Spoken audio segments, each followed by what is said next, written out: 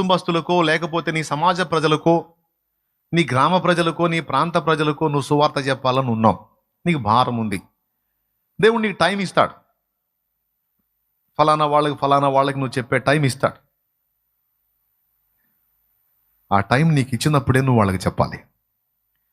తర్వాత చెప్దాంలే అని నువ్వు అనుకుంటే నెక్స్ట్ వాడు ఉండొచ్చు, ఉండకపోవచ్చు, వాడు పోవచ్చు, లేదా నువ్వు పోవచ్చు.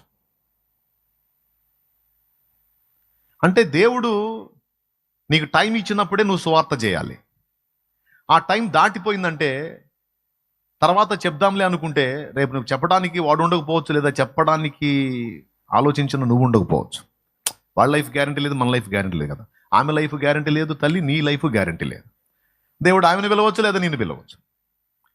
కాబట్టి నీ వాళ్ళకి చేరవేయాల్సినటువంటి సువార్త సకాలంలో నువ్వు చేరవేయాలి, నీ బాధ్యత ముగించాలి.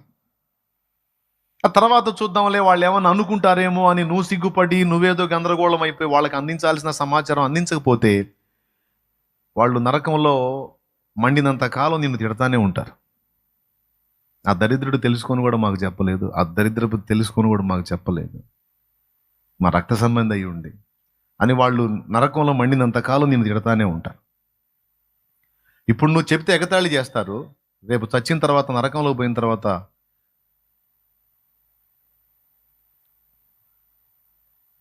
నువ్వు చెప్పకపోతే, చెప్తే తిడతారు లేదా సిగ్గు అవమానపరుస్తారన్న ఫీలింగ్తో నువ్వు చెప్పకపోతే, చెబితే ఒకరోజు అవమానపరుస్తారేమో, తర్వాత ఆలోచిస్తారు, వాళ్ళు ఏదో ఫీల్ అవుతారని నువ్వు చెప్పకపోతే నరకంలో మండినంత కాలం వాళ్ళు నేను శపిస్తానే ఉంటారు, తిడతానే ఉంటారు. ఏది బాగుంటుంది? నిత్యత్వం అంతా వాళ్ళు తిట్లు తింటాం బాగుంటుందా? ఒకరోజు తిట్లు తింటాం బాగుంటుందా? తిడితే తిట్టారు, ఎగతాళి చేస్తే చేశారు, ఒకటే సీరియస్గా.